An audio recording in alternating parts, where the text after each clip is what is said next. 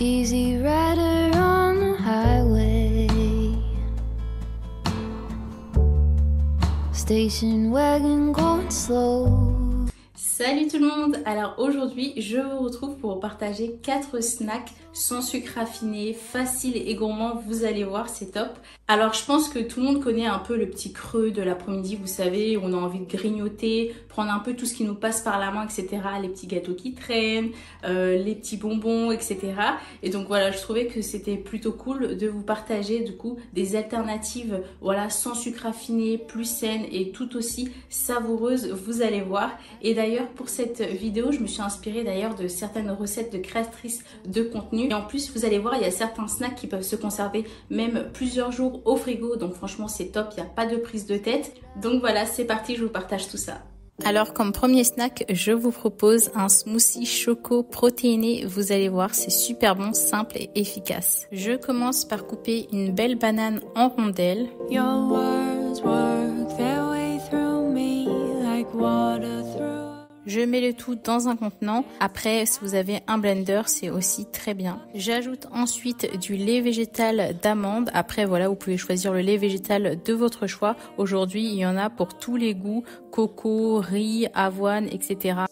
Et bien sûr, nos fameuses protéines. Alors moi, je prends des protéines végétales au goût chocolat. Je mets l'équivalent d'une seule scoop, donc soit à peu près 25 grammes de protéines. Je saupoudre de cannelle. Personnellement, moi j'adore la cannelle. Après, c'est optionnel, mais ça donne quand même un goût en plus. J'ajoute également une cuillère à café de beurre de cacahuète. Après, vous pouvez aussi prendre du beurre d'amande. Ça fait aussi très bien l'affaire. Et je mixe le tout.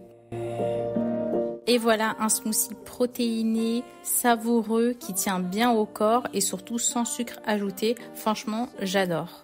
Pour notre deuxième snack, j'ai fait pour la toute première fois la recette Energy Ball de Hélène Vegan Kitchen. Pour commencer, je dispose environ 12 dattes dans un mixeur et également 2 belles cuillères à soupe de beurre de cacahuète. Également du beurre d'amande fait aussi l'affaire. Et je mixe le tout. Alors n'hésitez pas également à ajouter 2 cuillères à soupe d'eau si vous constatez que le mélange ne prend pas très bien. Le but est d'avoir une texture assez lisse et homogène. Et je verse le tout dans un saladier. Ensuite, je hache l'équivalent d'une demi-tasse d'amandes. Après voilà, c'est selon les goûts, hein. Vous pouvez mettre un peu plus ou un peu moins. Je les rajoute à la préparation. J'intègre également une demi-tasse de graines de sésame. Alors j'ai eu un peu la main lourde, donc vous pouvez mettre un peu moins si vous le souhaitez. Et enfin, j'ajoute une demi-tasse de flocons d'avoine. Ensuite, je mélange le tout à la main pour former une sorte de pâte. Et je forme des petits pâtés que je dispose sur du papier sulfurisé. En tout, j'ai pu faire 15 Energy Balls, donc c'est plutôt pas mal je trouve. Et ça part au four à 160 degrés pendant 15 minutes. Et voilà mes Energy Balls prêtes. Bon, pour être honnête, c'est plus des petits pâtés que des boules, mais bon. En tout cas, la texture est parfaite, c'est en même temps croquant mais pas trop sec. Franchement, j'adore et en plus de ça, vous pouvez les conserver 4 à 5 jours au frigo. Alors j'ai également pensé à la team salée et d'ailleurs j'en fais partie avec des sortes de tartinades. Je commence tout simplement par couper un quart de concombre en rondelles. Je coupe également un demi-avocat. C'est toujours un peu la surprise avec les avocats, soit ils sont pas assez mûrs, soit ils sont pourris. Voilà, dites-moi en commentaire si vous avez des astuces pour bien les choisir.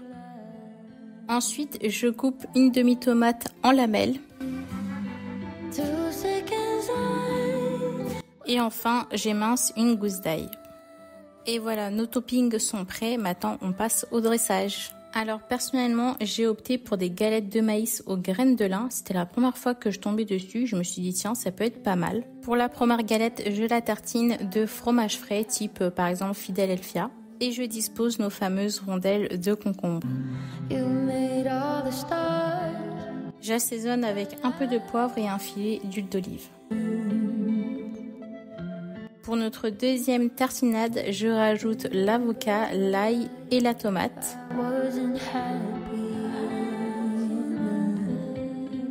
Et pour finir, un peu de roquette. Personnellement, je valide à 100% ce snack. Ça rappelle un peu le goût du popcorn salé qu'on peut retrouver au cinéma. En même temps, avec la fraîcheur du concombre, de l'avocat, de la tomate et la petite touche d'ail, j'adore. Après, l'ail, c'est optionnel hein, si vous n'aimez pas trop ça. Mais franchement, j'ai adoré. Moi qui suis vachement de la team salée, je pense que vous allez aimer. Un autre snack dont je me lasse jamais, c'est le fameux banana bread. Et cette fois-ci, un banana bread protéiné. Je prends 3 belles bananes que je coupe en rondelles. Plus elles sont mûres, mieux c'est hein, personnellement. Alors je les mixe toutes. Alors personnellement vous pouvez très bien les écraser à la main avec une fourchette. Voilà, moi j'avoue j'ai fait ça un peu par facilité. J'avoue j'avais un peu la flemme. Une fois mixé, je mets le tout dans un saladier. J'ajoute également 2 cuillères à soupe d'huile d'olive et 3 œufs.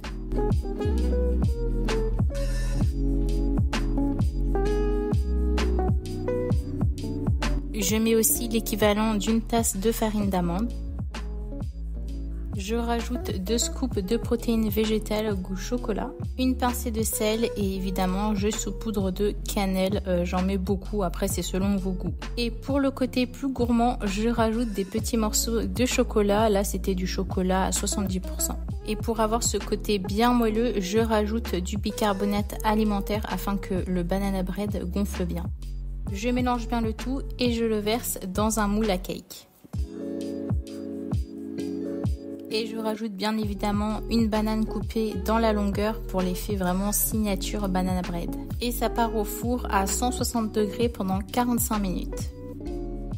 Et voilà un beau banana bread super moelleux, gourmand et protéiné. Franchement c'est une recette que je fais assez souvent et je m'en lasse jamais. D'ailleurs, n'hésitez pas à me dire quelle recette vous tente le plus. Personnellement, j'ai un petit coup de cœur pour les tartinades et évidemment le banana bread. N'hésitez pas à me dire également si ce type de vidéo vous plaît, etc. Je serais ravie en tout cas de vous lire.